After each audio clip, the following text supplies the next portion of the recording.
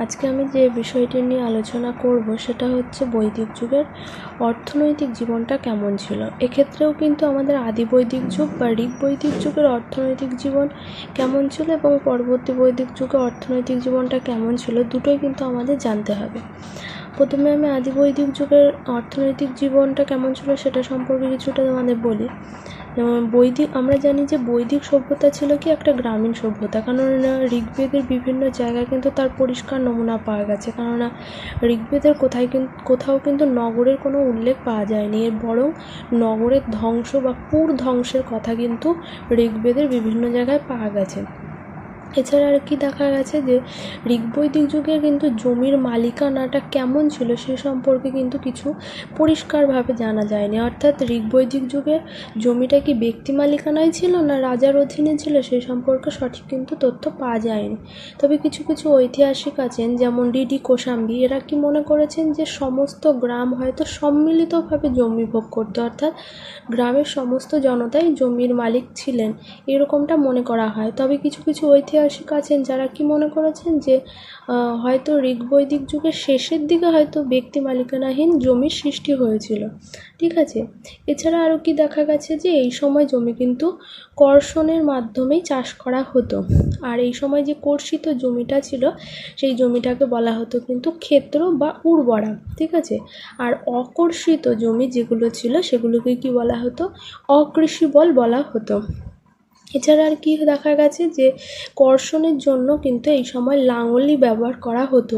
তবে লাঙলের যে ফলাটা তৈরি হতো সেটা কী দিয়ে তৈরি হতো, শক্ত কাঠ দিয়ে তৈরি হতো। কেননা আমরা জেনেছি যে ঋগ্বৈদিক যুগে কিন্তু লোহার অস্তিত্ব ছিল না বলে মনে করা হয়।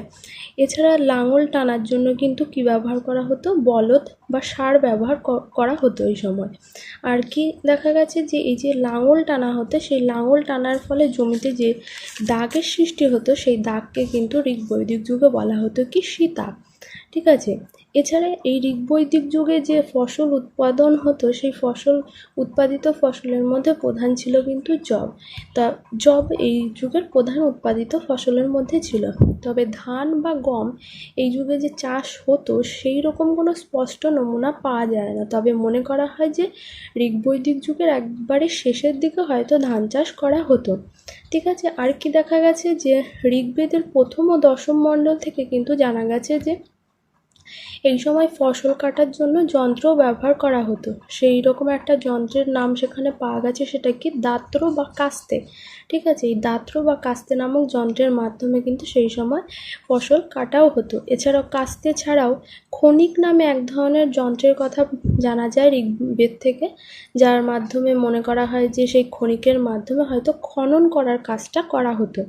এছাড়া আর কি জানা গেছে যে চাষের কাজে যেসব কৃষকরা নিযুক্ত হতো তাদেরকে কিন্তু এই সময় বলা হতো কি কৃষ্টি।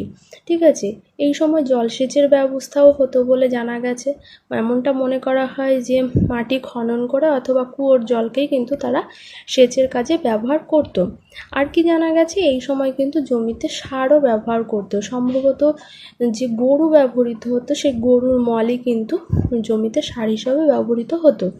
এছাড়াও এই যুগে যে কৃষি ব্যবস্থাটা যে উপস্থিত ছিল, মানে কৃষি ব্যবস্থাটা যে হতো এই যুগে, সেটা নিশ্চিতভাবে প্রমাণিত হয় কি দেখে, কারণ ঋগ্বেদের তৃতীয় মণ্ডলে দুটো শব্দ পাওয়া গেছে। তৃতীয় মণ্ডলে একটা, আর একটা হচ্ছে সপ্তম মণ্ডলে। তৃতীয় মণ্ডলে কুল্লা আর সপ্তম মণ্ডলে পাওয়া গেছে খনিত্রিমা আপ।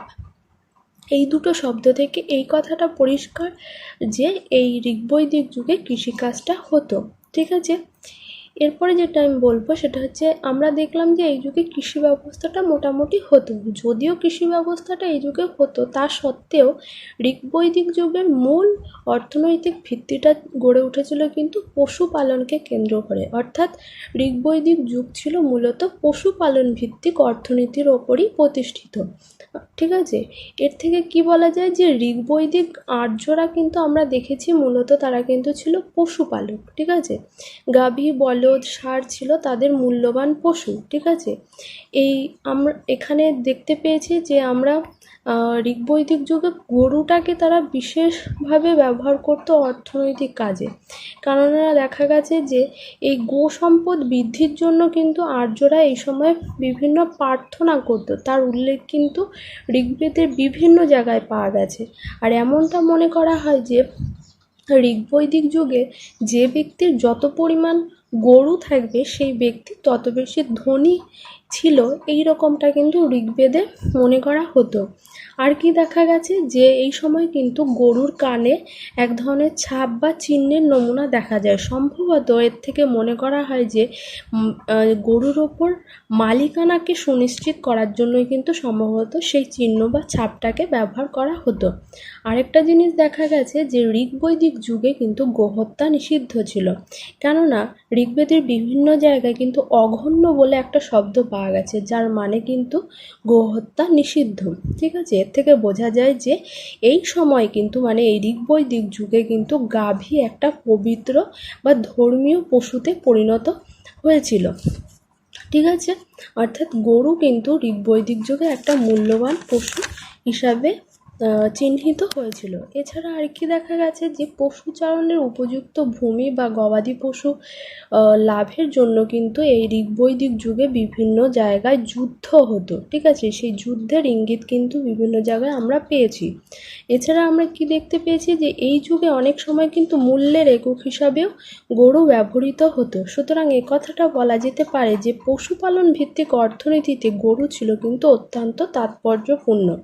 ঠিক আছে, এছাড়াও এই যুগে গরু ছাড়াও কিন্তু ভেড়া, ছাগল, ঘোড়া ইত্যাদি পশুগুলোকেও কিন্তু অর্থনৈতিক কাজে ব্যবহার করা হতো। কেননা ঘোড়ার যে পশম ছিল সেই পশম থেকে বিভিন্ন পশমের মানে ঘোড়ার যে লোম ছিল সেই লোম থেকে বিভিন্ন পশমের পোশাক তৈরি করা হতো। এছাড়াও ঘোড়া কিন্তু রথ টানার কাজে ব্যবহৃত হতো, যে রথগুলো আবার যুদ্ধে ব্যবহৃত হতো। অর্থাৎ ঋগ্বৈদিক যুগের অর্থনৈতিক পশু হিসাবে কিন্তু গরু, ভেড়া এবং ঘোড়া এই তিনটে পশু বিশেষভাবে উল্লেখযোগ্য ছিল। ঠিক আছে, এছাড়া আরও কি দেখা গেছে যে এ যুগে কিন্তু কারিগরি শিল্পেও ব্যাপক উৎকর্ষতা লাভ করেছিল। ঋগ্বেদে অয়স নামে এক ধরনের ধাতুর কথা জানা যায়, যেটা সম্ভবত গৃহস্থলে বিভিন্ন জিনিসপত্র, বিশেষ করে কেটলি জাতীয় যে জিনিসগুলো হতো সেই জিনিসগুলো তৈরি করতে কিন্তু সেই অয়স নামক ধাতুটাকে ব্যবহার করা হতো। তবে এই অয়স বলতে কোন ধাতুটাকে বোঝানো হয়েছিল সে সম্পর্কে কিন্তু স্পষ্ট কোনো ধারণা পাওয়া যায়নি। তবে কিছু কিছু ঐতিহাসিক আছেন যারা মনে করেছেন যে অয়স বলতে সাধারণত তামা বা ব্রোঞ্জকেই বোঝানো হয়েছিল।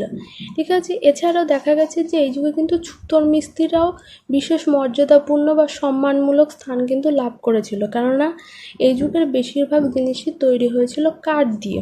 ঠিক আছে, ফলে কি হয়েছিল যে এই কাঠের জিনিসগুলো যারা তৈরি করতো তাদেরকেই বলা হয় ছুতোর মিস্ত্রি। ফলে এই ছুতোর মিস্ত্রিরা কিন্তু ঋগ্বৈদিক যুগে একটা বিশেষ সম্মানমূলক জায়গা লাভ করে নিয়েছিল। ঠিক আছে, আর কি দেখা গেছে এই ছুতোর মিস্ত্রি ছাড়াও কিন্তু ঋগ্বৈদিক যুগে আরও বেশ কারিগরি শিল্প ছিল বেশ কতগুলো। তার মধ্যে উল্লেখযোগ্য কি চর্মকার ছিল, তাঁতি ছিল, কুম্ভকার ছিল। ঠিক আছে, চর্মশিল্পের মধ্যে যেগুলো বিশেষ উল্লেখযোগ্য ছিল সেগুলো কি কি, যেমন ধনুকের গুণ বা জ্যা তৈরি করা, রথের বিভিন্ন অংশ জোড়া দেওয়ার জন্য যে ব্যবহৃত চামড়ার ফিতে সেগুলো তৈরি করা, চাবুকের কষা তৈরি করা ইত্যাদি কিন্তু চর্মশিল্পের মধ্যে পড়তো। এছাড়া আরও দেখা গেছে যে এই সময় কিন্তু মহিলারা কুটির শিল্পের সঙ্গে যুক্ত ছিল, যেমন তারা সেলাই করতো, মাদুর তৈরি করতো, বস্ত্র বয়ন শিল্পের সঙ্গেও কিন্তু মহিলারা এই যুগে যুক্ত ছিল। এছাড়াও এই যুগে আরও অন্যান্য যে বৃত্তিগুলো ছিল তাদের মধ্যে উল্লেখযোগ্য কী ছিল, নাপিত ছিল, নৃত্যশিল্পী ছিল, সুরি অর্থাৎ মদ বিক্রেতা প্রভৃতি বৃত্তির বা পেশার মানুষ কিন্তু এই সময় ছিল। আর কি জানা গেছে যে এই ঋগ্বৈদিক যুগটা মূলত পশুপালন ভিত্তিক অর্থনীতি হলেও ব্যবসা বাণিজ্যে কিন্তু একেবারেই যে অপরিচিত ছিল ঋগ্বেদ সেটা কিন্তু নয়। অর্থাৎ ব্যবসা বাণিজ্যের সঙ্গেও কিন্তু তারা কিছুটা পরিচিত ছিল। এই যুগে মুদ্রার বিশেষ প্রচলন ছিল কিনা সে সম্পর্কে কিন্তু বিশেষ কিছু জানা যায় না। তবে ঋগ্বৈদিক যুগে নিষ্ক বলে একটা ধাতুখণ্ড পাওয়া গেছে, সেটাকে সম্ভবত মনে করা হয় যে এই নিষ্ককেই তারা মুদ্রা হিসাবে ব্যবহার করতো। আর এই নিষ্কটা ছিল কিন্তু একটা স্বর্ণ মুদ্রা। তবে এটা বলা যেতে পারে যে বাণিজ্যের প্রয়োজনে মুদ্রা ব্যবস্থা এই সময় ছিল না, ঠিক আছে, মানে বাণিজ্যিক প্রয়োজনে কিন্তু মুদ্রাটা কিন্তু তারা ব্যবহার করতো না, ঠিক আছে। এই সময় জল ও স্থল উভয় পথেই বাণিজ্য চলতো। স্থলপথে প্রধান যান ছিল রথ আর 4 চাকা বিশিষ্ট এক ধরনের বিশেষ গাড়ি, আর জলপথে সম্ভবত তারা নৌকার মাধ্যমে ব্যবসা বাণিজ্যটা করতো, ঠিক আছে। এছাড়া আরও জানা গেছে যে ঋগ্বৈদিক যুগে কিন্তু অভ্যন্তরীণ বাণিজ্যটা চলতো, এটা একবারে স্পষ্টভাবে ঋগ্বেদ থেকে জানা গেছে। তবে বৈদেশিক বাণিজ্য নিয়ে কিন্তু পরিষ্কারভাবে কিছু বলা যায় না, ঠিক আছে, মানে বৈদেশিক বাণিজ্যটা ঋগ্বৈদিক যুগে চলতো কিনা বা হতো কিনা সেটা পরিষ্কারভাবে আমরা কিছু জানতে পারি না। তবে ঋগ্বেদের সমুদ্র শব্দটা নিয়ে বেশ কিছু বিতর্ক রয়েছে, কেননা কিছু কিছু ঐতিহাসিক মনে করেন যে এই সময় সমুদ্রের মাধ্যমে বাণিজ্য হতো, আবার কেউ কেউ মনে করেন যে এই সময় সমুদ্র শব্দটার মাধ্যমে সিন্ধু নদীর যে নিম্নভাগ ছিল সেই নিম্নভাগটাকে বোঝানো হতো। তবে ঋগ্বেদের প্রথম মণ্ডলে কিন্তু জোয়ার ভাটার কথা স্থান পেয়েছে। এছাড়াও ঋগ্বেদের বিভিন্ন জায়গায় শতদ্বার বিশিষ্ট নৌকার কথা আছে। এর থেকে বোঝা যায় যে হয়তো সম্ভবত সমুদ্রের মাধ্যমে বাণিজ্যটা চলতো, কেননা শতদ্বার বিশিষ্ট নৌকা কিন্তু একমাত্র সমুদ্র বাণিজ্যের ক্ষেত্রেই ব্যবহৃত হতো, ঠিক আছে। এই সমস্ত দিকগুলো থেকে এটা বলা যেতে পারে যে এই সময় মানুষরা কম বেশি সমুদ্র বাণিজ্যের সাথে কিন্তু তারা পরিচিত ছিল। একেবারে যে খুব বেশি পরিমাণে সমুদ্রের বাণিজ্যটা হতো সেটা নাও হতে পারে, কিন্তু অল্প স্বল্প পরিমাণে কিন্তু তারা সমুদ্র বাণিজ্যের সঙ্গে জড়িত ছিল। এরপরে যেটা বলবো সেটা হচ্ছে কি আমাদের পরবর্তী বৈদিক যুগের, এতক্ষণ যা বললাম সেটা হচ্ছে আমাদের আদি বৈদিক যুগ বা ঋগ বৈদিক যুগের অর্থনৈতিক জীবনটা কেমন ছিল। এবার আমি বলবো হচ্ছে পরবর্তী বৈদিক যুগের অর্থনৈতিক জীবনটা কেমন ছিল। পরবর্তী বৈদিক যুগের অর্থনীতিটা কিন্তু ঋগ বৈদিক যুগের তুলনায় অনেক বেশি পরিণত রূপ লাভ করেছিল, কেননা গ্রামীণ জীবনযাত্রার প্রাধান্য যদিও প্রতিষ্ঠিত হয়েছিল, তা সত্ত্বেও কিন্তু নগর ও নাগরিক জীবন সম্পর্কে এই সময়ের মানুষরা বেশ অবহিত ছিল। কেননা দেখা গেছে যে পরবর্তী বৈদিক যুগে কিন্তু হস্তিনাপুর, কৌশাম্বী প্রভৃতি নগরের কিন্তু উদ্ভব ঘটতে শুরু করেছিল। এছাড়াও এই সময় কৃষি, বাণিজ্য, শিল্প প্রভৃতি ক্ষেত্রে কিন্তু ব্যাপক বিকাশ ঘটেছিল, ব্যাপক সমৃদ্ধি ঘটতে শুরু করেছিল, মানে উন্নতি ঘটতে শুরু করেছিল। এছাড়া পরবর্তী বৈদিক সাহিত্যগুলোতে এটা পরিষ্কারভাবে প্রমাণিত হয়েছে যে অর্থনৈতিক ক্ষেত্রে ঋগ্বৈদিক যুগের তুলনায় পরবর্তী বৈদিক যুগের কিন্তু সমৃদ্ধিটা বেশি ছিল। যেহেতু পরবর্তী বৈদিক যুগের মানুষদের ভৌগোলিক পরিধিটা গাঙ্গেয় উপত্যকা পর্যন্ত বিস্তার লাভ করেছিল, আর গাঙ্গেয় উপত্যকা কিন্তু ছিল কৃষিকাজের পক্ষে যথেষ্ট উন্নত, ঠিক আছে, অনুকূল। ফলে কী হয়েছিল, কৃষি অর্থনীতিটা কিন্তু এই যুগে প্রতিষ্ঠিত হয়েছিল। অর্থাৎ ঋগ্বৈদিক যুগে যে পশুপালন ভিত্তিক অর্থনীতিটা শুরু হয়েছিল এবং ঋগ্বৈদিক যুগের শেষের দিকে যে কৃষিকাজের শুরু হয়েছিল সেটা কিন্তু পরবর্তী বৈদিক যুগে এসে স্পষ্ট রূপ ধারণ করেছিল, ঠিক আছে। আর যেহেতু গাঙ্গেয় উপত্যকা ছিল কৃষি অর্থনীতির জন্য অত্যন্ত লাভজনকপূর্ণ একটা স্থান, তাই পরবর্তী বৈদিক যুগে দেখা যায় যে বিভিন্ন শাসক কিন্তু এই গাঙ্গেয় বদ্বীপ অঞ্চলটা দখলের জন্য বিভিন্ন সংঘর্ষে অর্থাৎ যুদ্ধে কিন্তু লিপ্ত হয়েছিল। এমনকি আমরা আজও দেখতে পাই যে কৃষিকাজের জন্য অন্যান্য জায়গাগুলির থেকে গাঙ্গেয় উপত্যকা কিন্তু বেশ উন্নত, ঠিক আছে। আরও কি দেখা গেছিলো যে পরবর্তী বৈদিক যুগে জমির মালিকানা নিয়ে যে ঋগ্বৈদিক যুগে যেমন বিতর্ক ছিল, সেই বিতর্কটা কিন্তু ঋগ্বৈদিক যুগে ছিল না, পরবর্তী বৈদিক যুগে কিন্তু ছিল না। কেননা পরবর্তী বৈদিক যুগে এটা যে পরিষ্কারভাবে জানা যায় যে জমির মালিক রাজা ছিল না, জমির মালিক ছিল প্রকৃতপক্ষে পরিবার ভিত্তিক, মানে জমির মালিকানাটা পরিবার ভিত্তিক ছিল। আর এই জমির ভোগ দখলটা কিন্তু সাধারণত উত্তরাধিকারী সূত্রে কার্য হতো বলে মনে করা হয়। আর এই সময় জঙ্গল পুড়িয়ে বা লৌহ নির্মিত উপকরণের সাহায্যে কিন্তু জঙ্গল পরিষ্কার করে কী করা হতো, জমিকে আবাদি জমি বা চাষযোগ্য জমিতে পরিণত করা হতো। আরও কি জানা যায় যে ঋগ্বৈদিক যুগের মতো পরবর্তী বৈদিক যুগে কিন্তু লাঙলের মাধ্যমেই জমিটাকে কর্ষণ করা হতো। ঠিক আছে, পরবর্তী বৈদিক সাহিত্যগুলো থেকে জানা গেছে যে এই সময় জমি কর্ষণের জন্য কিন্তু 6, 8, 12 এমনকি 24টা বলদও কিন্তু ব্যবহার করা হতো।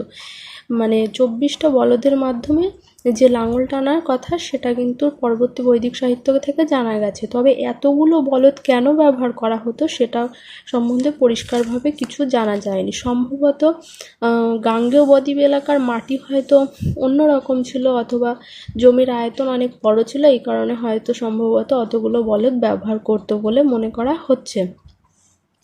তবে দেখা গেছে যে কর্ষণের ফলে জমিতে যে দাগ সৃষ্টি হতো সেটা ঋগ্বৈদিক যুগে যেমন সীতা বলা হতো, পরবর্তী বৈদিক যুগেও কিন্তু সীতাই বলা হতো। আর যদিও পরবর্তী বৈদিক যুগে লোহার আবিষ্কার হয়েছিল, তা সত্ত্বেও কিন্তু পরবর্তী বৈদিক যুগে যে লাঙল ব্যবহৃত হতো সেই লাঙলের ফলা কিন্তু লোহা দিয়ে তৈরি হতো না, সেটা শক্ত কাঠই ব্যবহার করা হতো। আর এই সময় যে কৃষকরা ছিল তাদেরকে বলা হতো কিনস। ঠিক আছে, এ যুগে উৎপন্ন ফসলের মধ্যে উল্লেখযোগ্য কী কী ছিল? বার্লি ছিল, ধান ছিল, গম ছিল, মটরশুঁটি, তিল প্রভৃতি কিন্তু এই পরবর্তী বৈদিক যুগের উৎপাদিত ফসলের মধ্যে উল্লেখযোগ্য ছিল। আর কি দেখা গেছে যে পরবর্তী বৈদিক সাহিত্যগুলোতে কোনো ফসলের জন্য, মানে কোন ফসলের জন্য কোন ঋতুটা বেশ উপযোগী সেই সম্বন্ধেও কিন্তু পরবর্তী বৈদিক সাহিত্যে বলা হয়েছিল। যেমন দেখা গেছে যে পরবর্তী বৈদিক সাহিত্যে বলা হয়েছে যে যবের বীজ বপনের সময়কাল হচ্ছে শীতকাল, আর কাটার সময় হচ্ছে গ্রীষ্মকাল।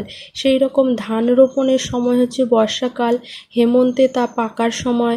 আর এইরকম মটরশুঁটি ও তিল বীজ বপনের উপযুক্ত সময় গ্রীষ্মকাল ও কাটার সময় শীতকাল বলে কিন্তু পরবর্তী বৈদিক সাহিত্য থেকে আমরা জানতে পেরেছি। এছাড়া ফসল কাটার জন্য কিন্তু এই যুগে কাস্তের ব্যবহার হতো, সেটা জানা গেছে শতপথ ব্রাহ্মণ থেকে। এই সময় জমিতে কিন্তু সার ব্যবহার করা হতো, সম্ভবত সকৃত বা গোবর, এবং করেশীয় অর্থাৎ হচ্ছে শুকনো গোবর সার হিসাবে সম্ভবত জমিতে ব্যবহার করা হতো। এছাড়া উন্নত জলসেচের প্রচলন কিন্তু এই যুগে ঘটেনি, তাই কৃষকদের কিন্তু বৃষ্টির ওপরই নির্ভরশীল থাকতে হতো। এটা গেল হচ্ছে কৃষিকাজটা কেমন ছিল পরবর্তী বৈদিক যুগে। তারপরে আমরা বাণিজ্যের কথাটা দেখব। পরবর্তী বৈদিক যুগে বাণিজ্যটাও কিন্তু বাণিজ্যের পরিধিটাও কিন্তু ঋগ্বৈদিক যুগের তুলনায় বেশি সম্প্রসারিত হয়েছিল। পরবর্তী বৈদিক সাহিত্যে কিন্তু শ্রেষ্ঠনী শব্দটি সর্বপ্রথম ব্যবহার করা হয়েছে। আর এই শ্রেষ্ঠনী বলতে কিন্তু ধনী বণিকদেরকে বোঝানো হয়। তার থেকে কি বুঝলাম যে এই যুগে বাণিজ্যটা কিন্তু বৈশ্যদের ভিত্তিতে পরিণত হয়েছিল। আর এই সময় বৈশ্য তথা বণিকরা কিন্তু বংশানুক্রমিক হয়ে পড়েছিল। যজুর্বেদে বাণিজ্য অর্থাৎ বণিকের পুত্র এই শব্দটা কিন্তু পাওয়া গেছে। এর থেকে প্রমাণিত হয় যে ব্যবসা বাণিজ্যটা কিন্তু বংশক্রমানুক চলে এসেছিল এই সময়, মানে এই পরবর্তী বৈদিক যুগে। আরেকটা জিনিস দেখা গেছে যে এমনটা জানা যায় যে এই যুগের যে বাজারে জিনিসপত্র ক্রয় বিক্রয় হতো সেই ক্রয় বিক্রয় কিন্তু দাম দর করে কেনা হতো। আর এই সময় কিন্তু টাকার ধার দেওয়া হতো, কেননা দেখা গেছে যে পরবর্তী বৈদিক সাহিত্যগুলো থেকে এটা জানা গেছে যে পরবর্তী বৈদিক সাহিত্যর নাম হচ্ছে শতপথ ব্রাহ্মণ। সেই শতপথ ব্রাহ্মণে কিন্তু কুশিদিন অর্থাৎ সুদের ব্যবসায়ী এবং তৈত্তরীয় ব্রাহ্মণ সংহিতায় কুশিদ অর্থাৎ ঋণের কথা, এই শব্দ দুটো পাওয়া গেছে। এর থেকে কি বোঝা যায় যে এই সময় কিন্তু সুদের ব্যবসাটা হতো, মানে সুদে টাকা যে ঋণ দেওয়া হতো সেই কাজটা কিন্তু এই পরবর্তী বৈদিক যুগে হতো। ঠিক আছে, আর কি জানা গেছে যে পরবর্তী বৈদিক যুগে কিন্তু মুদ্রা ব্যবস্থাটা বলতে ঠিক কোন জিনিসটাকে বোঝাতো সেটা কিন্তু স্পষ্ট জানা যায়নি। তবে ওজনের একক হিসাবে মান এবং কৃষ্ণলের কথা জানা যায়। শতমান বলে একটা স্বর্ণখণ্ডর কথা জানা যায়, যেটা ছিল কি 100 কৃষ্ণলের সমান। ঠিক আছে, আর কি জানা যায় যে ঋগ্বৈদিক যুগে যে নিষ্কটা ব্যবহৃত হতো সেটা পরবর্তী বৈদিক যুগেও কিন্তু ব্যবহৃত হতো। আর বৈদেশিক বাণিজ্য সঠিক প্রমাণ যদিও পরবর্তী বৈদিক যুগে পাওয়া যায়নি, তা সত্ত্বেও সমুদ্রের সঙ্গে যে এই যুগের মানুষ পরিচিত ছিল সেটার পরিষ্কার ইঙ্গিত কিন্তু পরবর্তী বৈদিক সাহিত্যে পাওয়া যায়। কেননা তৈত্তরীয় ব্রাহ্মণে কিন্তু অফুরন্ত সমুদ্রের কথা আছে। এছাড়াও শতপথ ব্রাহ্মণে পূর্ব পশ্চিম সাগরের কথা বলা হয়েছে, যা সম্ভবত ভারত সাগর ও আরব সাগরের কথা কে বোঝানো হয়েছে। ঠিক আছে, এছাড়া আর কি জানা গেছে যে পরবর্তী বৈদিক যুগে কিন্তু কারিগরি শিল্প ও বিভিন্ন পেশার বিকাশ ঘটেছিল। ঠিক আছে, যেমন দেখা গেছে যে এই যুগে কিন্তু পেশাগুলো, আর আরেকটা জিনিস দেখা গেছে যে এই যুগে যে নতুন পেশার সৃষ্টি হয়েছিল সেই পেশাগুলো কিন্তু জাতিভিত্তিক হয়ে পড়েছিল। কেননা যারা কৃষিকাজ করতো বা পশুপালন করতো সেই কাজটা কিন্তু করতো কারা? বৈশ্যরা করতো। ঠিক আছে, যজ্ঞের অনুষ্ঠান করতো পুরোহিতরা, শিক্ষাদানের সঙ্গে যুক্ত ছিল কিন্তু ব্রাহ্মণরা, যুদ্ধের সঙ্গে যারা যুক্ত ছিল তারা হচ্ছে ক্ষত্রিয়। ঠিক আছে, মানে ক্ষত্রিয়রা যুদ্ধ করতো। এছাড়া এই যে 3 বর্ণের কথা বললাম সেই 3 বর্ণের সেবায় যারা নিযুক্ত ছিল তারা হচ্ছে শূদ্র। ঠিক আছে, তার মানে কি বোঝা যায় যে পরবর্তী বৈদিক যুগে কিন্তু কাজের ভিত্তিতে জাতিভেদটা চলে এসেছিল। ঠিক আছে, তবে দেখা গেছে যে বেশিরভাগ ক্ষেত্রেই কঠোরতা কিন্তু প্রযুক্ত হতো না। যদি সে কোনো ক্ষত্রিয় যুদ্ধ করতে চাইতো তাহলে সে করতে, যদি সে পড়াশোনা করতে চাইতো সে পড়াশোনা করতে পারতো, মানে কঠোরতা সে তখনও পর্যন্ত কিন্তু ছিল না। পরবর্তী সময় কিন্তু সেই কঠোরতাটা চলে এসেছিল, মানে যে ক্ষত্রিয় তাকে যুদ্ধই করতে হবে, যে ব্রাহ্মণ বা পুরোহিত তাকে পড়াশোনা এবং যাগযজ্ঞের সঙ্গেই যুক্ত থাকতে হতে হবে। ঠিক আছে, আর যে শূদ্র তাকে ওই 3 বর্ণের সেবায় নিযুক্ত থাকতে হবে।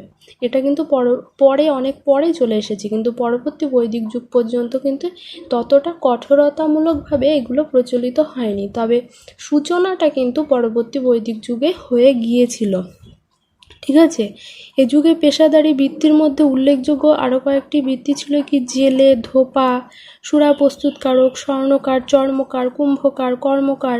ঠিক আছে, এছাড়াও কারিগরি শিল্পীর মধ্যে ছিল কি? জ্যা বা ধনুক নির্মাতা, ধনুকের ছিলা প্রস্তুতকারক, রজু বা দড়ি প্রস্তুতকারক, ঝুড়ি প্রস্তুতকারক প্রভৃতি পেশার মানুষ কিন্তু এই পরবর্তী বৈদিক যুগে ছিল।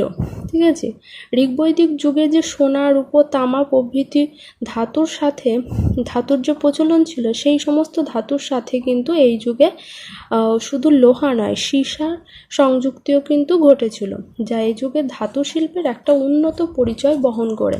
ঠিক আছে, এইটুকু হলো আমাদের কি পরবর্তী বৈদিক যুগের রাজনৈতিক জীবন। ঠিক আছে, আজকের জন্য এইটুকুই থাকুক।